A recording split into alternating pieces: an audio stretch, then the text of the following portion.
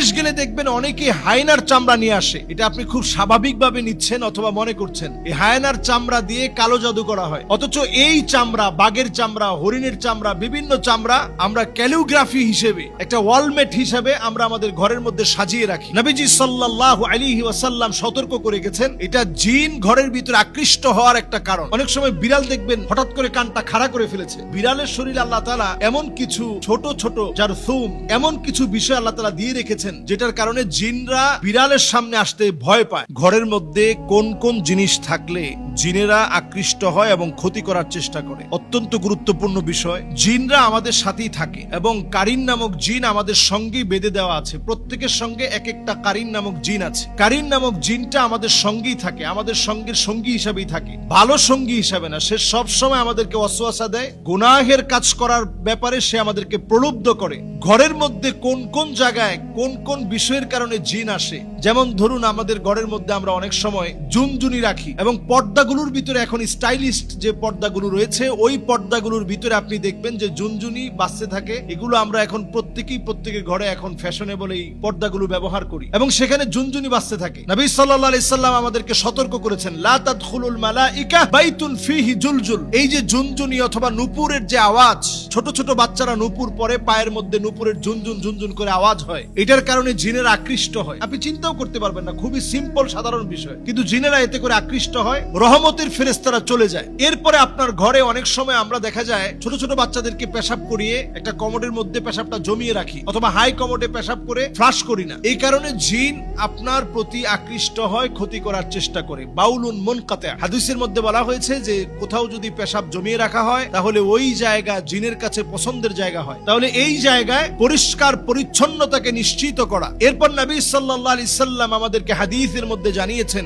জিলদু নামির, বিভিন্ন মৃত প্রাণীর চামড়াকে আমরা ঝুলিয়ে রাখি। বিদেশ গেলে দেখবেন অনেকে হায়নার চামড়া নিয়ে আসে। এটা আপনি খুব স্বাভাবিকভাবে নিচ্ছেন অথবা মনে করছেন এই হায়নার চামড়া দিয়ে কালো জাদু করা হয়, অথচ এই চামড়া, বাঘের চামড়া, হরিণের চামড়া, বিভিন্ন চামড়া আমরা ক্যালিগ্রাফি হিসেবে অথবা একটা ওয়ালমেট হিসেবে আমরা আমাদের ঘরের মধ্যে সাজিয়ে রাখি। নবীজি সাল্লাল্লাহু আলাইহি ওয়াসাল্লাম সতর্ক করে গেছেন, এটা জিন ঘরের ভিতরে আকৃষ্ট হওয়ার একটা কারণ। নবী আলাইহিস সালাতু ওয়াস সালাম এরপর আমাদেরকে সজাগ সচেতন করলেন, জিন ঘরের ভিতরে আকৃষ্ট হওয়ার আরেকটা কারণ কাতিউ রাহিম, আত্মীয়তার সম্পর্ক যে ঘরের মধ্যে থাকে না, সন্তান হয়ে মাকে দেখতে পারে না, সন্তান হয়ে বাপকে দেখতে পারে না, সন্তান হয়ে আত্মীয় স্বজনের খবর তো নেয় না, নিজের ভাইয়ের খবর নেয় না, এইরকম ব্যক্তিদের ঘরে দুষ্ট জিনেরা আসে। রহমতের ফেরেশতারা এমন ঘরে থাকে না, দুষ্ট জিনেরা এই ঘরের ভিতরে আসে।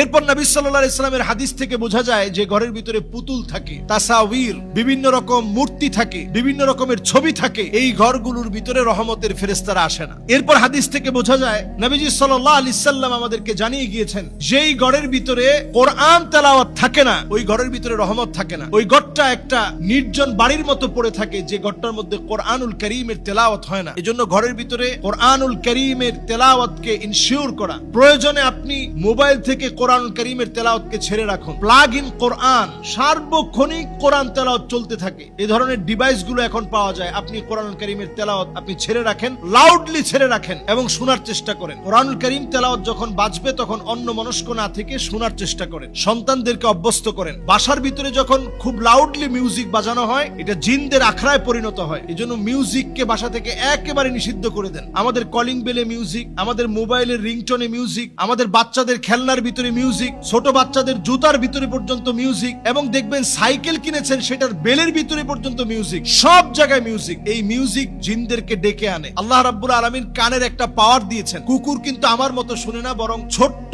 মৃদু একটা আওয়াজ আছে যেটা কুকুরকে ভীত সন্ত্রস্ত করে ফেলে। আপনি অনেক সময় এই আওয়াজটা কানের মধ্যে শুনতেই পাবেন না, কিন্তু জিনদের ওই আওয়াজের কারণে কুকুর ভীত সন্ত্রস্ত হয়ে দৌড়াতে থাকে। আপনারা দেখবেন যখন আজান চলতে থাকে মসজিদে তখন দেখবেন কুকুর ঘেউ ঘেউ করে উঠে এবং লাফাতে থাকে। তখন জিনেরা কুকুরের মুখ দিয়ে প্রবেশ করে পিছনের পথ দিয়ে বের হওয়ার কারণে প্রচন্ড ভীত সন্ত্রস্ত হয়ে কুকুর লাফাতে থাকে। ওই আওয়াজ, ওই সময়ের সিচুয়েশন, জিনদের এমন কিছু আওয়াজ আছে যেটা আপনার কান পর্যন্ত পৌঁছায় না, কিন্তু সে অত্যন্ত ভীত সন্ত্রস্ত হয়ে যায়। জিনদের ওই আওয়াজে কুকুর শুনতে পায়। অনেক সময় বিড়াল দেখবেন হঠাৎ করে কানটা খাড়া করে ফেলেছে। বিড়ালের শরীরে আল্লাহ তাআলা এমন কিছু ছোট ছোট জারথুম, এমন কিছু বিষয় আল্লাহ তাআলা দিয়ে রেখেছেন যেটার কারণে জিনরা বিড়ালের সামনে আসতে ভয় পায়। ছোট ছোট পাখি আমরা লালন পালন করি, কাকাতুয়া, লাভবার্ড, টিয়া পাখি, কবুতর, ময়না এ জাতীয় অনেক পাখি আমরা এখন লালন পালন করি। কিছু প্রকারের পাখি আছে যেগুলোকে জিন প্রচন্ড ভয় পায়, এদের দিকে আকৃষ্ট হয়ে আসতে নিয়ে ভয়ে ভীত সন্ত্রস্ত হয়ে জিন চলে যায়। কিছু পাখি ঘরের মধ্যে বরকত নিয়ে আসে। এজন্য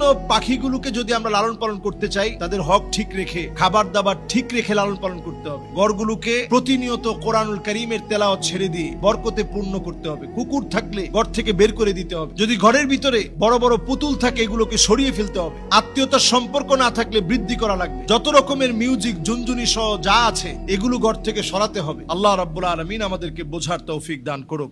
আসসালামু আলাইকুম ওয়া রাহমাতুল্লাহি ওয়া বারাকাতুহু।